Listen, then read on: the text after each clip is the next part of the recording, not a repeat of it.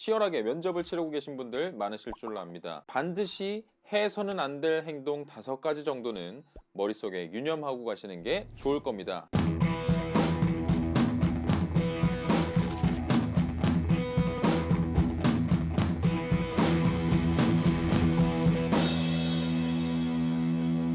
반갑습니다. 인생교육 조력자 비밀언덕입니다. 저와 지금부터 5가지 피해야만 하는 유형, 만약 취하게 되면 갑분싸가 될 수도 있는 5가지 알아보도록 하겠습니다. 첫 번째, 바로 남의 말처럼 이야기하는 습관입니다. 면접자가 하는 이야기를 잘 들어보면 유독 남의 말을 옮긴 것 같이 얘기하는 사람이 있습니다. 예를 들면 뭐뭐라고 들었습니다, 뭐뭐라고 생각하는 것 같습니다, 참 좋은 것 같습니다 따위가 있죠. 그러니까 혹시 추우십니까? 라고 면접관께서 물어보셨을 때 조금 추운 것 같아요 라고 얘기하는 거, 사실 이거 비문이죠. 잘못된 문장입니다. 그런데 이것을 굉장히 오피셜한 면접장에서 이런 말들이 굉장히 거슬리게 들릴 수도 있습니다. 왜냐하면 확고하게 자기 주장과 소신을 이야기해야 되는 대목에 어딘가 모르게 자신감이 부족하다라고 느껴질 만한 여지가 충분히 있기 때문이죠. 위축이 되어서 본인도 모르게 어느 습관이 이렇게 길들여져 계시다면 한 번쯤 체크를 해보실 필요는 있습니다. 그래서 이러한 점들을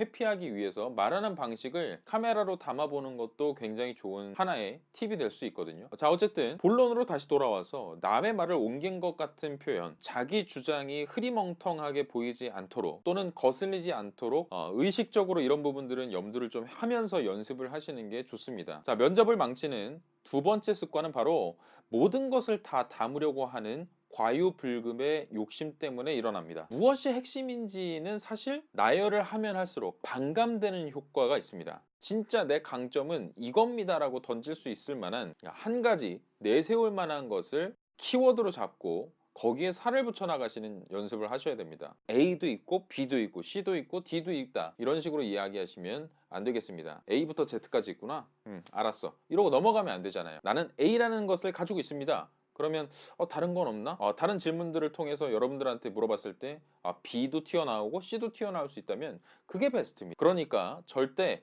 면접관의 한 가지 질문에 나열식으로 모든 것을 다 담아내려고 하는 욕심은 버리시는 게 좋다, 이렇게 정리해 볼 수 있습니다. 자, 면접을 망치는 잘못된 습관 3번째는 극단적인 사례, 극단적인 표현을 삼가하자는 겁니다. 이런 것들이 여러분들의 경험을 극단적인 것처럼 보이게 만들 수 있습니다. 어떤 거냐면 개인적으로 힘들었던 사례요. 개인적으로 힘들었던 사례가 왜 극단적일 수밖에 없느냐면 공감대 형성이 굉장히 어렵기 때문이죠. 그리고 사실 개인적으로 힘들었던 경험은 치유하고 회복하고 극복하는 방법 자체가 사실 선택의 폭이 좁아요. 시간이 해결해 주리라, 약간 이런 스타일밖에 나올 수가 없는 거죠. 그것을 어떻게 극복하기 위해서 내가 노력한 과정, 거기서 보여준 어떤 도전 정신이나 열정, 그런 것들이 지금 여러분들 잊지 마셔야 될 것 중에 하나가 회사에 들어가셔서 여러분들이 써먹을 만한 역량과 결부가 되는지를 보여주는 그런 면접 자리잖아요. 그런데 여기서 내가 이런 개인사 때문에 굉장히 힘들었습니다, 이것을 극복하기가 굉장히 어려웠죠, 그렇게 되면 굉장히 갑분싸로 끝나버릴 가능성이 크다는 겁니다. 공공의 이익을 따라가는 과정에서 생길 수밖에 없는 그런 좌충우돌 에피소드, 힘들 수밖에 없었던 스토리, 누구나가 공감 가능한 스토리, 이런 부분들, 그래서 그것을 극복하는 과정도 여러분 혼자서 발버둥을 쳐서 이렇게 극복한 것보다는 주변 자원을, 인프라를 활용하고 주변 사람을 활용하고 인맥을 활용하고 내가 가진 지식을 활용하고 학생으로서 하기 힘든 노력까지 가미를 해서 이것을 극복해냈습니다 라고 이야기를 하시는 것이 베스트겠죠. 자, 4번째로 제가 말씀드리고 싶어하는 면접장에서 피해야 하는 그런 유형은 바로 부정적인 어투를 습관처럼 내뱉고 있는 분들이라면 특히나 절대 그런 표현 방법은 삼가하라는 말씀을 전해드리고 싶어요. 자, 같은 말을 하더라도 누군가는 굉장히 희망 가득 차 보이기도 하고 누군가는 또 반대로 굉장히 어둡고 우울하게 이야기하는 사람들이 있습니다. 예를 들면 포기하지 않았다는 표현을 한다고 쳐봅시다. 자, 그러나 저는 포기하지 않았습니다, 이렇게 얘기하는 방법이 있고, 그렇지만 포기하지 않았습니다 라고 얘기하는 방법이 있고요, 그럼에도 불구하고 포기하지 않았습니다 라고 얘기하는 방법이 있습니다. 자, 같은 맥락의 세 문장을 말씀을 드렸습니다. 이 세 문장의 의미 자체는 같아 보이지만 말의 분위기는 조금 다르다는 것을 느끼실 수 있을 거예요. 이것도 마찬가지입니다. 면접장에서의 어떤 그런 말투는 되도록 밝고 희망적이어야 합니다. 때문에 연습을 하실 때도 접속사 하나를 고르시더라도 말의 어미를 고르시더라도 최대한 밝은 분위기를 낼 수 있게끔 이야기를 하셔야 돼요. 대표적으로 부정적인 어떤 접속사가 뭐 그러나 하지만 이런 것들이 있는데요. 쓰지 말라는 것이 아니라 되도록이면 다음 문장과 매끄럽게 이어지는 가운데 조금이라도 밝은 분위기를 낼 수 있을 만한 문장으로 바꾸는 연습을 충분히 하셔야 된다는 이야기를 전해드리고 싶습니다. 구글에서는 회의를 할 때 이 부정적인 접속사는 절대로 쓰면 안 된다는 그런 그라운드 룰이 있답니다. A 아이디어가 굉장히 좋아요. 자, 그러나 이런 부정적인 측면도 있습니다. 이렇게 얘기하지 않고, 자, A라는 의견이 좋아요. 그리고 이런 부분들은 좀 보완이 됐으면 좋겠습니다. 이런 식으로 이제 돌려서 얘기를 한다는 거죠.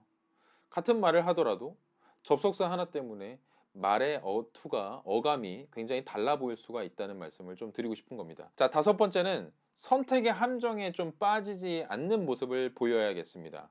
무슨 말씀을 드리고자 하는 거냐면 이런 질문이 있죠. 회사에 노조가 필요하다고 생각하세요? 아니면 당신은 리더인가요? 팔로워인가요? 엄마가 좋아요? 아빠가 좋아요? 자, 요런 따위의 질문에 본인의 소신을 이야기하는 것은 굉장히 좋습니다. 하지만 엄마가 좋으면 아빠는 싫어요 라는 의미로 해석이 곡해될 수 있기 때문에 이런 부분들을 좀 조심하자는 겁니다. 자, 엄마가 좋아요? 아빠가 좋아요? 자, 아빠는 물론 올 때 메로나 이렇게 얘기하면 메로나를 매일매일 사오셔서 너무나 사랑스럽습니다만 저희 어머니께서 세 끼를 다 차려주시기 때문에 저는 조금 더 어머니의 손을 들어주고 싶군요.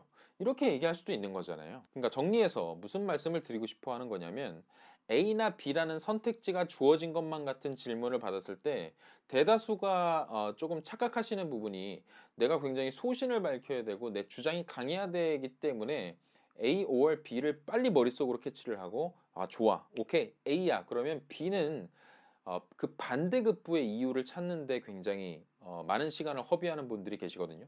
근데 그런 방법들은 역으로 질문이 역공이 들어올 가능성이 굉장히 큽니다. 꼬리를 물고 반대 입장에서 묻는 질문에 제대로 또 응답을 못할 수가 있습니다. 이럴 때 머리가 백지가 되는 거죠.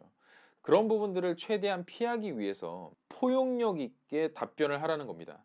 A or B라는 것을 A 또는 B에 반드시 하나의 한편에 손을 들어줘야 된다기보다는 B가 가진 점도 충분히 인정을 한다. 하지만 내가 판단했을 때는 조금이나마 A가 가진 장점이 더 많아 보인다 라는 식으로 포용력 있게 이야기하시는 방법을 연습하셔야 됩니다. 그래서 혹여나 짓궂은 면접관들의 이런 꼬리 질문에 압박 테스트를 받는 그런 위험으로부터 빠져나올 수 있는 좋은 방법이 이런 방법이 아닐까 좀 생각을 합니다. 그래서 지금까지 면접장에서 갑분싸 되지 않는 방법, 면접장에서 반드시 피해야만 하는 면접을 망치는 5가지 습관에 대해서 알아봤습니다. 다음 시간에 뵙겠습니다. 감사합니다. 할 수 있다잉.